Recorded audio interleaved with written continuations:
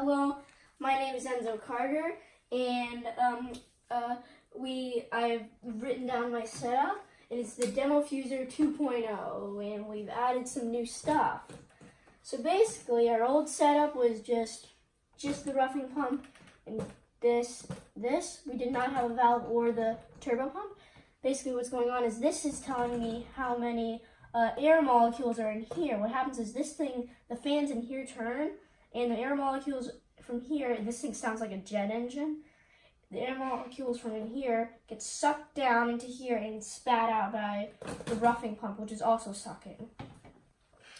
And this is a mirror right here, and basically we have that, so because this is making X-rays, deadly X-rays, and they would just fly right through there because they, go through your body and through your bones. And no, they don't go through your bones, go through your body, but don't hit the bones. So they would just fly this way while you can see in there what's going on without having to have like a camera installed or lead shielding and a camera in there. And this basically, you turn it, this thing just basically says it's on or off, or lifting it up, spinning it up would make it so that stuff goes through, which is on. Spinning it down, make this thing sealed, and nothing can actually go through here, no matter how hard this thing sucks. Alright, well, now we're going to go right over here to actually see mine. So here's our pressure gauge, and here's the mirror. You can see here, you can actually see in there. There's not very good lighting though. This is our turbo pump, and we got a new roughing pump. It's over here, and it's pretty leaky. It can get pretty low too, but it's not that loud, not as loud as the old thing, which is down here. It's down. Remember it? And if you remember last time, we actually toasted a cathode, and this is it. And there should be a link to the video up here if you want to watch it. All right. So this thing is basically we click this guy up to here, and he gives power to the cathode. Now we're going to connect the high voltage feed through. But first, just like last time, we got to make sure everything's off.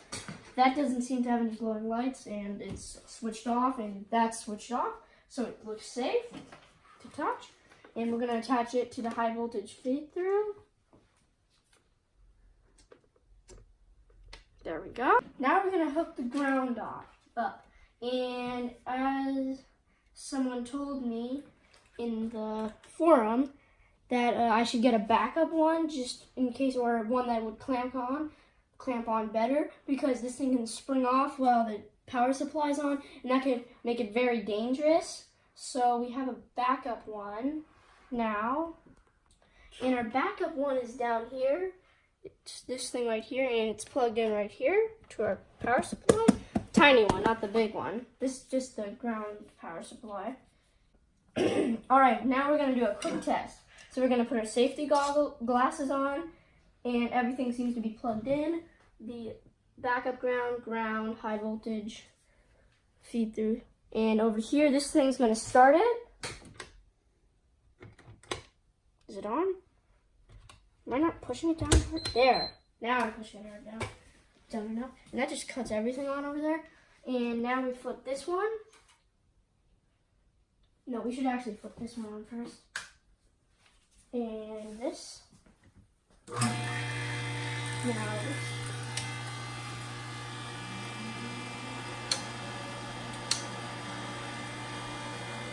So now it should start pumping down.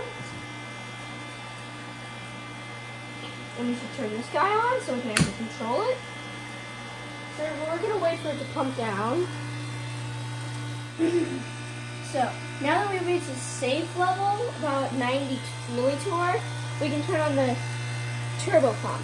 So we have to go low so we don't mess it up with too much particles going through it.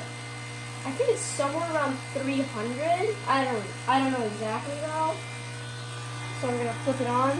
3, 2, 1. Is it working?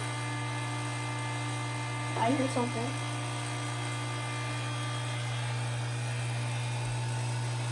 I can't hear very well over here when this thing racketing.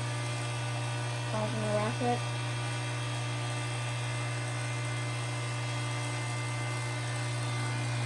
Is it on? I'm just gonna watch it for a minute, maybe. I hear some. Well, you might not really hear it yet. It takes a little bit to spit out. But we're at 4 millitorr, and that thing can only get us to around 76. So it's definitely on, and there's a green light over there. So I think we should start turning on our voltage first by cutting this thing on.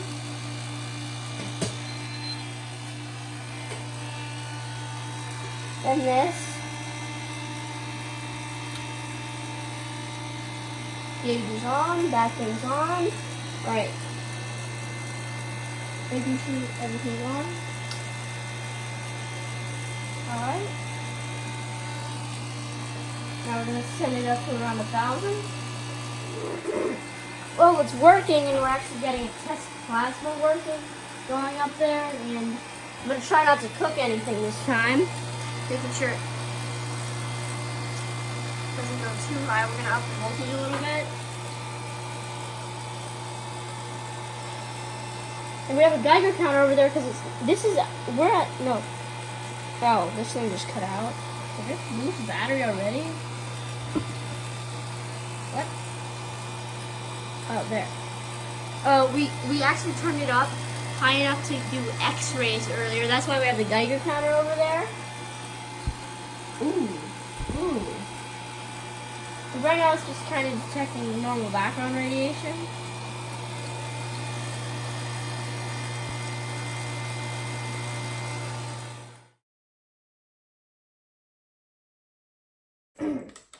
Well, hi, I'm Enzo, and I'm adding this new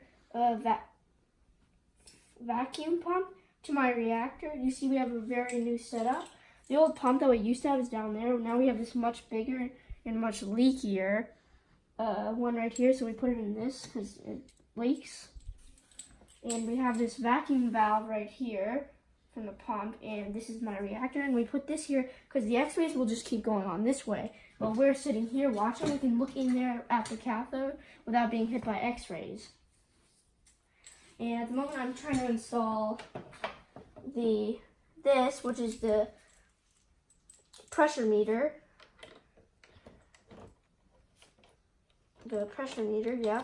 And a new hose that when we tested the pressure meter again, we attached it to this part of the hose and turned this on, and it's not as loud as that thing. And it went down, it does pretty well. Just leaky.